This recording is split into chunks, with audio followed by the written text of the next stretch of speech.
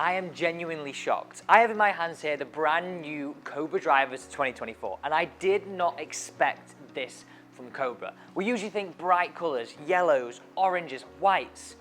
These are totally different.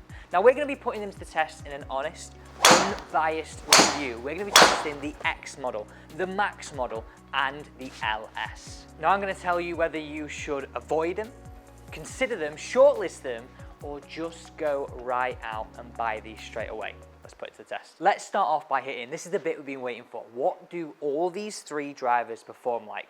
Now I'm starting off with the X model. This is the one with the weighting right behind each other and the slight dashes of blue across the bottom. Now, first impressions, looking this down at the golf ball, it's mad to see something like this and associate it with Cobra because it is so dark looking. It's so, I don't want to use the word stealth, but it looks stealthy in the sense of it's going undercover. Now, what I really do love about this top edge is that you can slightly see in the light the carbon effect, but it's matte. And the slight outer edge, there's a little bit of black gloss. And one thing, I've said this in the past, what I love about drivers is when you can't see the detailing on the face. So white lines or anything like that, this all just sort of looks like it blends into one. And the final little subtle detail looking down on this is this Cobra marker in the middle, just to show you where the middle of the club is.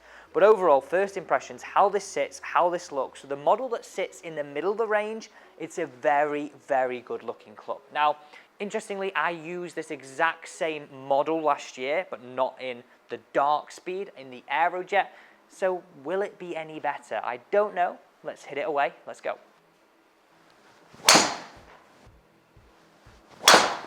Third ball away. Let's see how this one goes too. A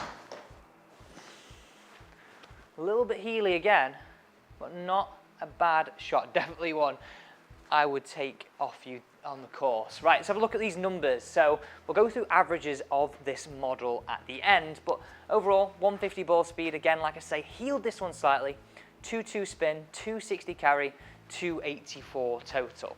Now the big thing is, what is the overall dispersion looking like? Here we go. So two very close together, just off right center, and then one a little bit further left. Overall, I don't think I'm giving this justice so far, so I need to hit some more shots with it. Interesting, the sound here is a lot more higher pitched than last year's driver. Now, this could be due to the differences in where they put that PWR bridge, and interestingly, it's flying a lot lower than I would expect and spinning a lot less. Now, this isn't the shaft that I used last year, so that could be contributing to it. I don't know yet. I really don't know about this yet. Now we're on to the Max model. Interestingly, like this year, a lot of brands are really developing these models much more. Like I found that a lot of them have been performing very, very well. Now, this is the model that is, again, all black, but the slight red detailing, weights at the back and in towards this heel. This is just to make it a little bit more draw bias driver. So if you're a golfer who misses it a little bit down the right, this is the club you should be looking for. So looking at this down at the ball, it visually does appear much bigger. Like if you see the X to the Max side by side, you can see the slight differences in that head design and how it appears to be a little bit bigger down behind the ball. But we still have that matte finish. We still have that glossy outer edge. Very, very appealing. Now it does slightly change that glossy outer edge as we go to the LS model, but let's set this one away.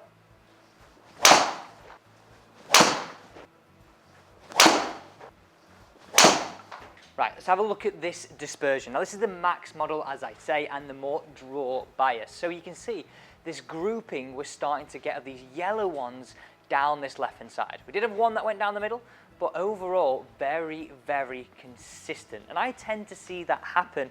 This sort of draw bias driver, for me, always goes a little bit too much this way. But very impressed in terms of distance, 267 carry on that one, 2.6 spin, launch around 9 degrees, 162 ball speed. Very, very close to what I said I would be aiming for if we sort of had some model numbers. This one definitely feels the best so far. I know it's a little bit too much draw bias, but that one definitely feels the best. On to the final model, the DarkSpeed LS, and this one looks totally different. You have none of those flashes of red, none of those flashes of blue. Everything is all black. You can see the two weights here at the front, one at the back, and you also can sort of notice there's sort of like this fin. Now when you place this down at the ball, I mentioned what I really liked on the Max and the X model was the sort of outer edge that was a little bit glossy. You don't have that here. So you don't have any outer edge, it is completely matte. And one thing that I would say is compact, but a little bit more triangulated, if that's even the right way of saying that. If you can look at all these three next to each other, you can see the Max and the X are more rounded. Now, this is a club that's definitely aimed at those higher swing speed players who produce a lot of ball speed and a lot of spin to try and reduce that down. I have used this about 2 years ago in terms of an LS model, not something I've used last year, so it'll be interesting to see how this performs. First impressions, this one sounds a lot duller. First two are definitely more high-pitched. A little bit heely, so it'll be interesting to see how far this one goes. So let's have a look at this one here. Not really a drop-off from what I was expecting. Like, I usually think of these LS models as being really unforgiving, but if you get it out in the middle, they just go for me. That's what I've seen happen in the past.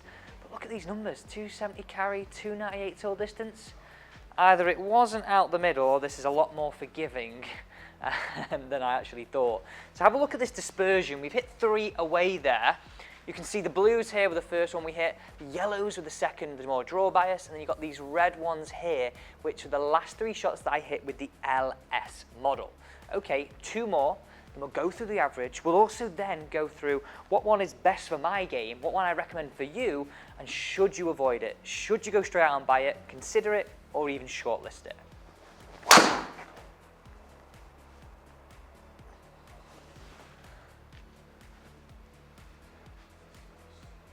Absolutely ripped. It's weird, it feels a lot duller sounding, it feels a bit more dead off the face. The other two felt a little bit more lively, a little bit more springy, just all feels a little bit more, I don't know, in. Hope that's sort of describing what that feels like. Okay, last one away, and then we're going to go through all that data.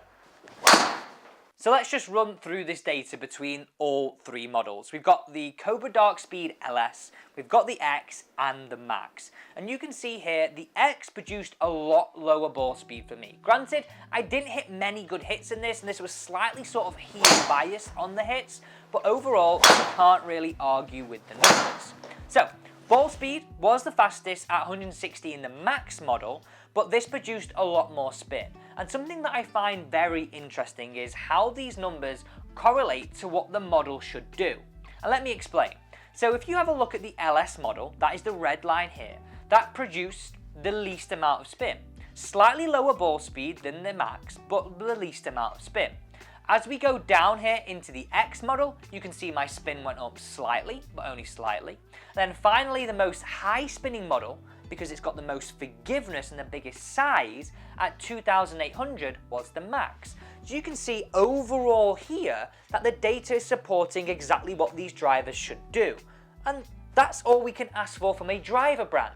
Now, what do I think of this? I start this video, I would say whether you should avoid it, whether you should consider it, whether you should shortlist it, or whether you should just go straight out and buy it. Now, I'm going to say and be honest with you, at the moment, it is too early to say that you should go straight out and buy it. But looking at this data right here, the Cobra DarkSpeed LS is a really good performing driver for me. 275 carry, the much longer carry than the other models, 302 spin. But what I would like to do is see if I could dial in that Max driver a little bit more, because that could be the one that really gives me flexibility on the course when I'm not playing my best. So do not rule that out. So my overall assessment of the Cobra drivers for this year is that they are a seriously strong product. And if they're at a cheaper price point than every other brand, well, I'm going to say they have got to watch out, because this is a very good looking club and it performs extremely well. Now, what I would say here is I would put this club straight in the shortlist column. Now, if you are a golfer who struggles with a slice, this Max model should go in your shortlist. If you're sort of a mid-handicapper who misses sort of both sides, this model, the X, should be going in your shortlist. And finally, if you are a high swing speed player, someone who produces a lot of spin, this model right here, the LS, has got to be going in your shortlist.